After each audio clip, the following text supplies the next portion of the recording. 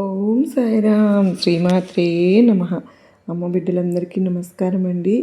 అందరూ ఎలా ఉన్నారు, ఏం చేస్తున్నారు? అమ్మవారి దయ వలన అందరూ సుఖంగా సంతోషంగా ఎప్పుడూ ఆయురారోగ్యాలతో అష్టైశ్వర్యాలతో ఉండాలని మీ అందరి తరపున అమ్మవారిని నేను కూడా మనస్ఫూర్తిగా కోరుకుంటున్నాను.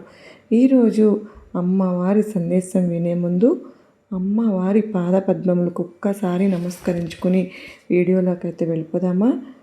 ఈరోజు అమ్మవారి సందేశం ఏంటి అంటే కనుక, బిడ్డ నువ్వు పదే పదే అడుగుతున్నావు కదా, నా జీవితంలో ఒక్కసారైనా సరే సంతోషం అనేది ఉందా అని ఈ ప్రశ్న నీ మనసులో వచ్చింది కదూ. నువ్వు నిజంగా చూస్తున్నావా తల్లి? నేను ఏడుస్తున్నాను కదా, నిన్నే అడుగుతున్నాను కదా, అయినా ఎందుకు ఆలస్యం చేస్తున్నావు అని ఎంతోమంది నోరు తెరిచి అడగరు, కానీ లోపల ఈ ప్రశ్నతోనే కాలిపోతూ ఉన్నాను. దేవుడు అంటే ఇలా ఎందుకు జరుగుతుంది? దేవుడు ఉంటే గనక ఈ మాటలు ప్రతి ఒక్కరికి ఉన్నటువంటి సమస్యే. వాళ్ళకు అర్థం కాక ఈ ఆలస్యం, అమ్మవారు బాబావారు ఏంటో మాకు ఈ కోరిక తీర్చడం లేదు అని ఈ ఆలస్యం అర్థం కావడం లేదు. కానీ నీకు భగవంతుని మీద నమ్మకం తగ్గిపోతే అక్కడే మనం పడిపోతాం. ఈరోజు నేను నీకు ఆ సందేశం గురించి చెప్పడానికి, నీ గుండెల్లో ఉన్న మౌన ప్రశ్నకు సమాధానం ఇవ్వడానికి నీతో నేను మాట్లాడుతున్నాను. నువ్వు కళ్ళు మూసుకొని నీ మనసులో మాత్రం నన్నే ధ్యానించుకుంటూ ఈ మాటలు మృదువుగా విను. ఉండవు కానీ నిజంగా కూడా ఉంటాయి. ఎందుకో తెలుసా? నీ దుర్గమ్మ ఆలస్యం శిక్ష కాదు, అది ఒక ఉద్దేశం. ఆ ఉద్దేశం అర్థం కాకపోతే నువ్వు భగవంతుని ప్రేమని అనుమానిస్తావు. మనలో ఎంతోమంది అలా అనుకుంటాం. దేవుడు వెంటనే జవాబు ఇస్తేనే నీకు నీ బాబా కానీ అమ్మవారు కానీ మంచివాళ్ళు. లేదంటే పనిచేసిన సందర్భాల కంటే ఆలస్యం చేసిన సందర్భాలే నీకు ఎక్కువ. ఎందుకు అని అంటే, భగవంతుడు మన టైం టేబుల్ ప్రకారం పనిచేస్తాడా? మరి భగవంతుని ఉద్దేశం ప్రకారం పనిచేస్తాడా? మరి నువ్వు అయోమయంలో నువ్వు ఉంటూ చుట్టూ అన్యాయం చూస్తూ దుష్టత్వంతో నువ్వు ఎందుకు మౌనంగా ఉన్నావు భగవంతుడా అని అడుగుతున్నావు కదూ. అప్పుడు భగవంతుని వార్కు నువ్వు విన్నావా? మరి వినబడితే గనక నువ్వు దానికి నిర్ణయించిన కాలానికి ఆ దర్శనం ఉంది. అది ఆలస్యమైనట్టు కనిపించినా నువ్వు ఎదురు చూడు, తప్పకుండా జరుగుతుంది. అది ఆలస్యం అని నీకు అనిపిస్తుంది, కానీ నీ బాబా అమ్మవారి దృష్టిలో అది ఆలస్యం కాదు. మన గడియారం ఒకటి, భగవంతుని గడియారం ఇంకొకటి. మనం ఏడుస్తున్నప్పుడు కూడా భగవంతుడు పని చేస్తూనే ఉంటాడు, మనం చూడలేకపోతాము అంతే. ఇక్కడ ఒక నిజం చెప్పాలి అంటే, భగవంతుడు ఆలస్యం మనకు బాధగా ఉంటుంది, కానీ అదే ఆలస్యం మనల్ని మార్చుతుంది. వెంటనే జవాబు వస్తే మన స్వభావం మారడం, మనలో ఉన్న గర్వం బయటపడదు కదా, మన విశ్వాసం పరీక్షించబడదు కదా.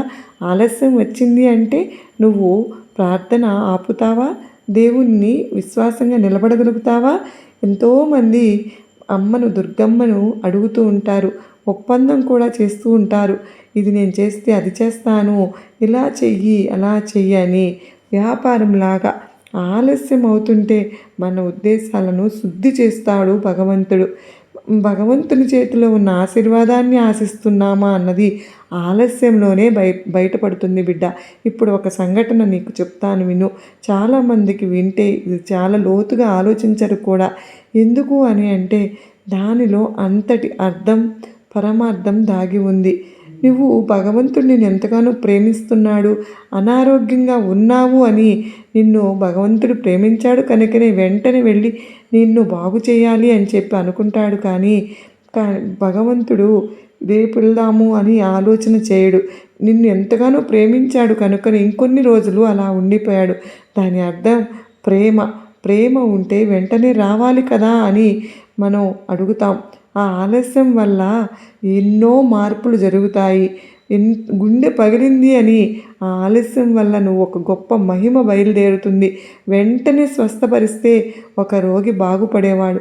ఆలస్యం చేయడం వల్ల మరణాన్ని జయించాడు. పెద్ద ఉద్దేశం సిద్ధం చేస్తూ ఆలస్యం చేస్తాను తల్లి. ఇక్కడ ఎంతో ముఖ్యమైన మాట ఉంది. భగవంతుడు ఆలస్యం ఎప్పుడు నిర్లక్ష్యం కాదమ్మా. అమ్మవారైనా బాబావారైనా నమ్ముకున్న తన బిడ్డల జీవితాల్లో మనం అనుకుంటాం, నన్ను మరిచిపోయిందేమో నా దుర్గమ్మ అని స్పష్టంగా చెబుతున్నాను. నిన్ను నేను ఎప్పటికీ మరవను బిడ్డ. నా చేయి నిన్ను విడవనమ్మా. నీకెప్పుడు కూడా నా ఆశీర్వాదంతో ఎప్పుడు ధైర్యంగా ఉండే ప్రయత్నం ఉంచటానికే నా హృదయం బలపడుతుంది అని. నీ నిరీక్షణ అంటే సులువైంది కాదమ్మా. నిరీక్షణ అంటే నొప్పితో కూడిన విశ్వాసం. జవాబు లేకపోయినా నా దుర్గమ్మ నన్ను చూస్తుంది అన్న నమ్మకంతో నువ్వు చెప్పగలగాలి. నువ్వు భగవంతుని ఆలస్యాన్ని ద్వేషిస్తున్నావు, కానీ నేను చేసిన పాపానికి నా జీవితంలో అమ్మవారు నన్ను శుద్ధిపరుస్తుంది అని నువ్వు సిద్ధపరచుకోవాలి. నీ తప్పులు, నీ తిరగబాటు, నీ నిర్లక్ష్యం మీద భగవంతుడు ఓపిక పట్టాడు. ఎందుకు అంటే భగవంతుడు నాశనం చేయాలని నీ ఎప్పుడూ కోరుకోడు. బిడ్డను ఎట్లా బయటపడవేయాలి అని ఆలోచిస్తాడే కానీ దానికే ఆలస్యం. ఎవరూ నశించకుండా అందరూ కూడా మంచి మనసుతో నువ్వు ఆలోచించే పరిజ్ఞానాన్ని నిన్ను సిద్ధం చేస్తాడు. అదే ఆలస్యం వల్ల మనం ఈరోజు ఇలా ఉన్నాము అంటే ఈ మాటలు వినేటప్పుడు మీలో ఎవరికైనా సరే ఇలా అనిపిస్తుంది, మరి భగవంతుడు మంచివాడే కానీ నా బాధ ఏంటి అని మీ కన్నీళ్ళు లెక్కలో నన్ను లేవా తండ్రి అని బాబాని ఎన్నోసార్లు నీ ఆత్మ ఎక్కువగా అడిగాను కదూ తల్లి. ఈ భూమి మీద సౌకర్యంగా ఉండాలని కాదమ్మా, నిత్య జీవనానికి సిద్ధంగా ఉండాలని నీ పని నేను చేస్తూ ఉన్నాను తల్లి. నువ్వు నీ బాబాను ప్రేమించావు, దుర్గమ్మను ఆరాధించావు, అన్ని సంగతులు వారికి వదిలేశావు అంటే మంచివి మాత్రమే కాదు, ఆలస్యాలు కూడా, బాధ, నిరాశ కూడా అన్నీ కలిసి భగవంతుడు ఒక రూపంలోకి మారుస్తున్నాడు. నిన్ను నువ్వు ప్రశ్నించుకో, భగవంతుని ఆలస్యం ఎందుకు చేస్తున్నాడు అని. దూరమైనా సరే నిన్ను ఎప్పుడూ మోసం చేయడు అని అనుకున్నావా? ఇంకా ఆ భగవంతుని పాదాల దగ్గరే ఉన్న ఆలస్యం మన విశ్వాసానికి పునాది రాయి. నీకు చాలామంది అనుకుంటూ ఉంటారు భగవంతుని ఆశీర్వాదాల కోసం అక్కడే ఆగిపోతే. నిజమైన ప్రేమ భగవంతుని స్వభావం కోసం మాత్రమే ప్రేమిస్తాడు. జవాబు వచ్చినా రాకపోయినా నీకు అమ్మ ఆ దుర్గమ్మ నన్ను చూసుకుంటుంది. ఆలస్యం ఎప్పుడూ ఖాళీగా ఉండదు బిడ్డ. మనకు ఏమీ జరగడం లేదు అనిపించినా లోపల దేవుడు వేరే పని చేస్తూనే ఉంటాడు. మన సహనాన్ని పెంచుతాడు, మన లోతును పెంచుతాడు, మన అహంకారాన్ని కరిగిస్తాడు, మనకు కనిపించని శత్రువుల నుంచి మనల్ని కాపాడుతాడు. వెంటనే జవాబు వచ్చి ఉంటే మనం నాశనం అయ్యేవాళ్ళం అనే సంగతులు కూడా ఉంటాయి. కానీ భగవంతుడు ముందే చూసి మనం ఈరోజు అర్థమయ్యి రేపు వెనక్కి తిరిగి చూసుకునే విధంగా ఉండదు. ఎందుకు ఆలస్యం చేస్తున్నానో నాకు మాత్రమే తెలుసు. ఆలస్యం ద్వారా నీలో ఏమి తయారు చేస్తున్నానో చూడు. నీ దుర్గమ్మ ఆలస్యం నీ జీవితంలో ఖాళీ పూడ్చడానికే. ఏమీ మారడం లేదు అని బాధపడుతున్నావా? నీలో ఉన్న మూలాలను తాకుతున్నాను. నువ్వు బయట కోరుకునేది పరిస్థితి మార్పు, కానీ లోపల కోరుకునేది స్వభావము మార్పు. పరిస్థితి మారితే సంతోషిస్తాం, స్వభావం మారితే నిలబడతాం. పడిపోయే నిన్ను ఆశీర్వాదాలు ఇస్తున్నాను, నిలబడే మనుషులు తయారు చేస్తున్నాను. అందుకే ఆలస్యం. మరి తట్టుకొని ఆశీర్వాదాన్ని వెంటనే ఇస్తాను. మనల్ని ఆ బరువును తగిన వారిగా చేస్తాను. ఇదే సత్యం. ఇదే ఆలస్యాన్ని శాపంగా చూస్తావేమో, కానీ అర్థమైతే అదే ఆలస్యం ఒక వరంగా మారుతుంది. నేను దుర్గమ్మను వాగ్దానం చేసిన దానికి చూడండి, ఒక మంచి ఉదాహరణతో నీకు వాగ్దానం చేశాను. నీ సంతానం ఆకాశంలో గొప్పగా, నీ వాగ్దానం నెరవేరడానికి సంవత్సరాలు పడతాయేమో, కానీ ఈ మధ్యలో ఒక్క సంఘటన అనేది నీ దుర్గమ్మ ఇచ్చిన వాగ్దానం కంటే కూడా, పొరపాట్ల కన్నా కూడా భగవంతుని ఆలస్యం వాగ్దానం ఎంతో నీ విశ్వాసాన్ని బలపరిచే ప్రయాణం. తల్లి, నీకెప్పుడూ కూడా నేను చెప్పేది ఒక్కటే, నీ దుర్గమ్మ పైన విశ్వాసం ఉంచు. దుర్గమ్మ వాగ్దానాన్ని అనుమానించకు, కానీ విశ్వాసంతో బలపడి మహిమ చెయ్యి. ఇలా ఆలస్యం మధ్యలో కూడా విశ్వాసం పెరిగింది అంటే అదేనమ్మా నీలో ఉన్న ఆత్మవిశ్వాసం. నువ్వెప్పుడు పడిపోకుండా నిలబెడుతున్నది ఎవరనుకున్నావు? ఇప్పటి వరకు నీ తోడుగా నిలబడింది ఎవరనుకున్నావు? నీ వెంట నడిపించింది నిన్ను ఎవరనుకున్నావు? నీ దుర్గమ్మనే ఎప్పుడూ కూడా నీ వెంట ఉండి నీకున్న ఆలస్యాలన్నింటినీ, నీకున్న కష్టాలన్నింటినీ నువ్వు పడిపోకుండా నేను లాగుతున్నది నీ దుర్గమ్మనే. నువ్వు కొలుచుకునే సాయినాథుడే నీకు ఎదురుగా కనిపించి నీకు ఎన్నో విధాలుగా మారు రూపంలో నీకు సహాయం చేస్తున్నాను. ఒక్క మాట చెప్పనా, ఒక్క పిలుపు ఇచ్చినా, ఒక్క వాగ్దానం ఇచ్చినా కానీ సంవత్సరాలు గడుస్తున్నాయి. బాబా నాకు ఏమీ జరగడం లేదు. ఇక్కడే చాలామంది ఆగిపోతూ ఉంటారు. భగవంతుడు చెప్పలేదేమో అని అనుకుంటారు. కానీ నిజం ఏంటంటే భగవంతుడే చెప్పాడు కనుక ఆలస్యం వెంటనే నెరవేరిస్తే మనం గర్వంతో నాశనమైపోతాం. మనం దేవుణ్ణి మర్చిపోతాం. అందుకే భగవంతుడు మనకి కిందది ఉంచుతాడు, మోకాళ్ళ మీదే ఉంచుతాడు. నా మీద ఆధారపడేలాగా ఆలస్యం దేవునికి దగ్గర చేస్తుంది. ఆశీర్వాదమే ఆలస్యం నిన్ను నీ దుర్గమ్మకు దగ్గర చేస్తోంది. నీ హృదయమైన సమస్య ఇప్పుడు కఠినమైన ప్రశ్న అడగాలి. నీ భగవంతుడు నీకు ప్రత్యామ్నాయ మార్గాలు వెతుక్కుంటూ శారీరక ఆలోచనలు చేస్తూ ఉంటే భగవంతుని మాటను పక్కన పెట్టి నీకు చేయాలన్నది చేస్తామా? చాలాసార్లు మన సహనాన్ని కాదు తల్లి, మన విధేయతను పరీక్షిస్తుంది. భగవంతుని మాట మీద నిలబడదామా, మన తెలివి మీద నడుస్తామా అన్న దాని మీదే మౌనంగా ఉన్నప్పుడు భగవంతుని మాట మారదు. భగవంతుడు చెప్పినది నిలబడతామా అనేదే ప్రశ్న. ఇక్కడ ఒక భయంకరమైన నిజం చెప్పాలి. భగవంతుని ఆలస్యం కన్నా ప్రమాదకరమైనది మన తొందర. దుర్గమ్మ ఆపమంటే మనం ఎదురు చూడమంటే మనం తలుపులు తట్టుకుంటాం. మన తొందర వలె చాలా నిర్ణయాలు తప్పుగా మారాయి. కానీ మనం తర్వాత నా బాబాను నిందించాను అని బాధపడతావు. ఆలస్యం చేశాడు, మనకు ఆగలేకపోయామే, నిజం తెలుసుకోలేకపోయామే అని గాయపడతావు. ఇప్పుడు చూడు, ఆలస్యం మన కోసమే కదూ, మన ద్వారా ఇంకొకరికి కూడా ఉంటుంది కదూ. బాబా ఆలస్యం చేసిన సంఘటనలో ఒక కుటుంబానికి చుట్టూ ఉన్న అందరికీ భగవంతుని మహిమ చూపించాలి అన్న ఉద్దేశంతోనే నీ జీవితంలో కూడా అలాగే భగవంతుడు ఎన్నో రకాలుగా నిన్ను తయారు చేస్తున్నాడు.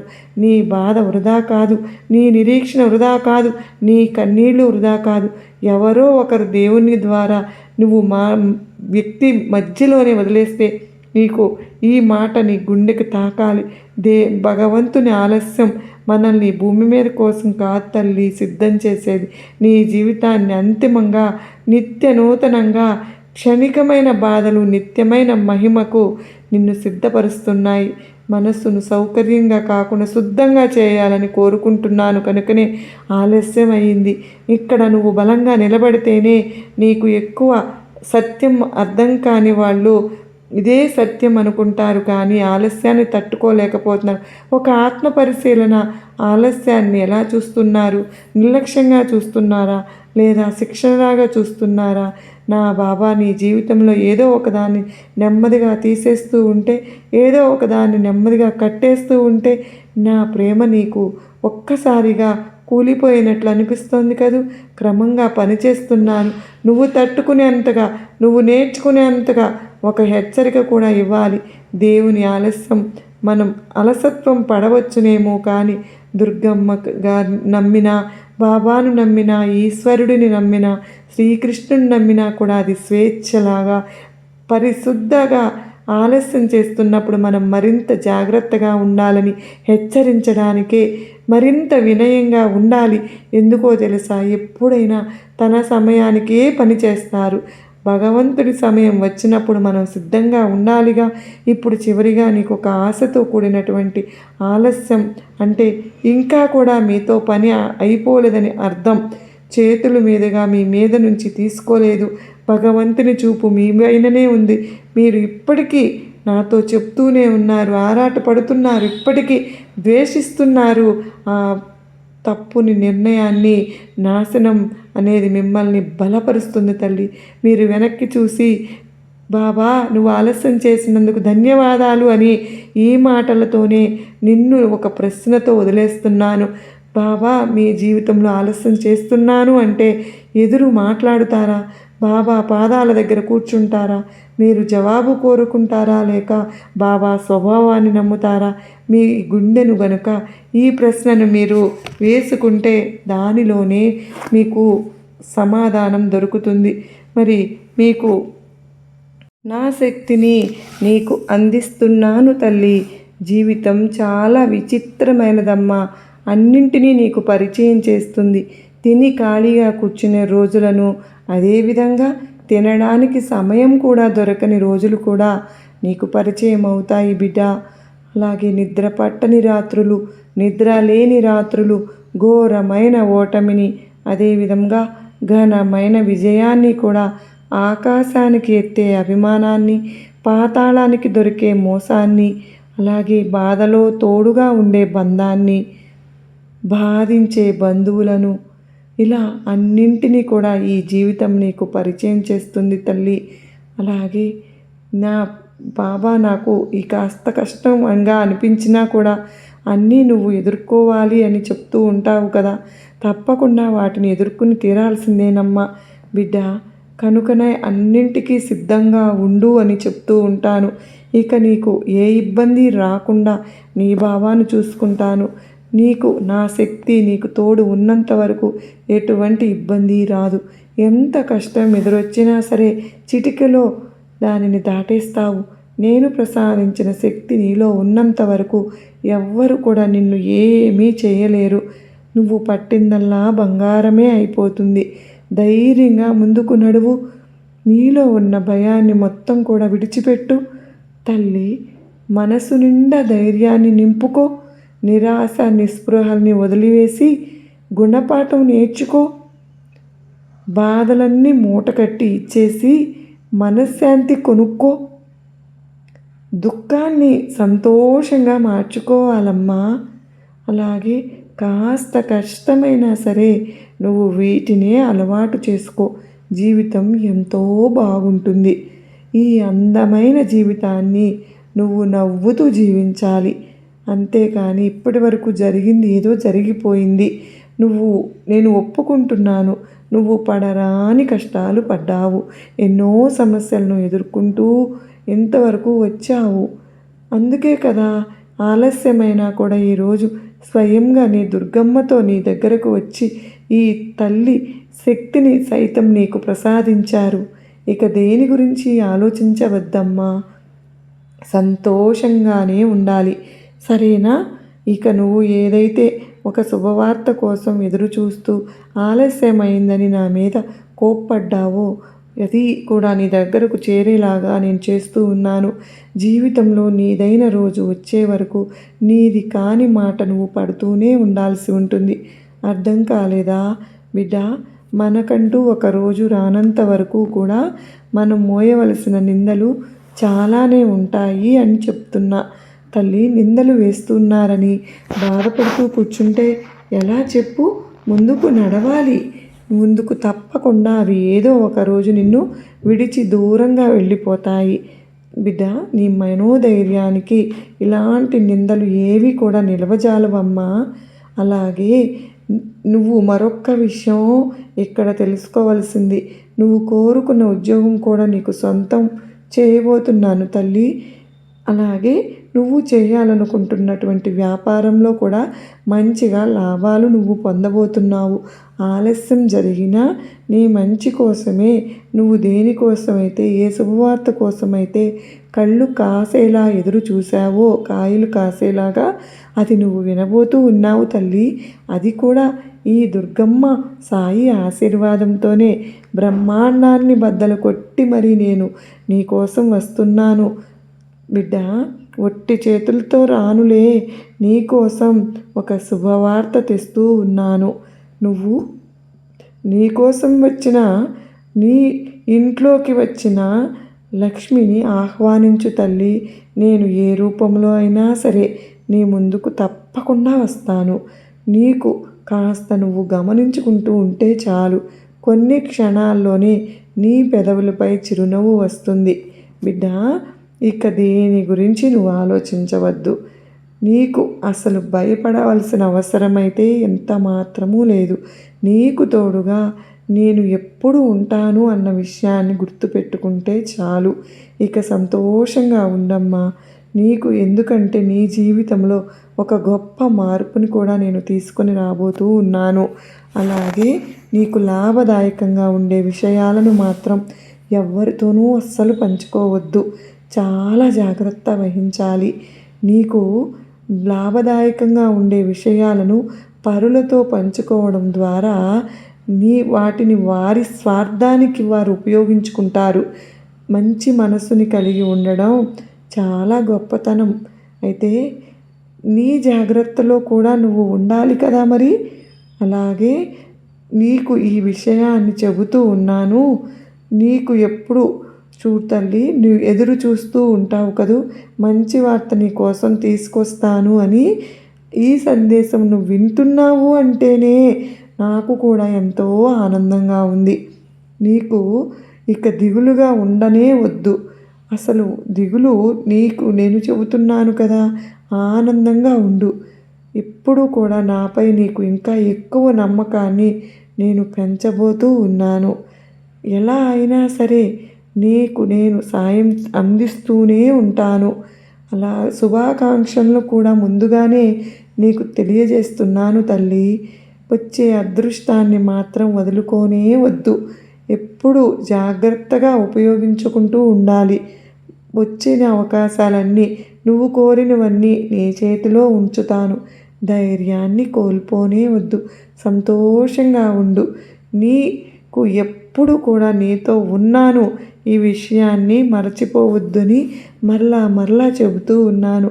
ఇవాల్టి రోజున నా బిడ్డలకు నేను అందించినటువంటి ఈ గొప్ప అత్యద్భుతమైనటువంటి శక్తిని అందుకోవడానికి ప్రతి బిడ్డ కూడా సిద్ధంగా ఉన్నారు కదూ. ఎందుకంటే ఇది ఊరికే ఇవ్వడం లేదని అంటూ ఉన్నారు. నీ కష్టాలను చూసి, నీ సమస్యలను చూసి, నువ్వు ఎంచుకున్నటువంటి మార్గాన్ని చూసి నా గుండె తరుక్కుపోయింది తల్లి. నా మనసు కరిగిపోయిందమ్మా. అందుకే ఈ కష్టాలను, సమస్యలను నువ్వు ఏది కావాలనుకుంటే అది కోరుకునే విధంగా, అది సాధించుకునే విధంగా స్వయంగా నా శక్తిని నీలో నింపుతూ ఉన్నాను. చూసి చూడగానే నా ప్రతిమను తాకినటువంటి నువ్వు అదృష్టవంతురాలివి. ఈ అదృష్టాన్ని చేజార్చుకోవద్దు అంటూ నా బిడ్డలకు చెబుతూ ఉన్నాను. ఈ సందేశం నువ్వు వింటున్నావు అంటే నువ్వు చాలా అదృష్టవంతురాలివి కూడా.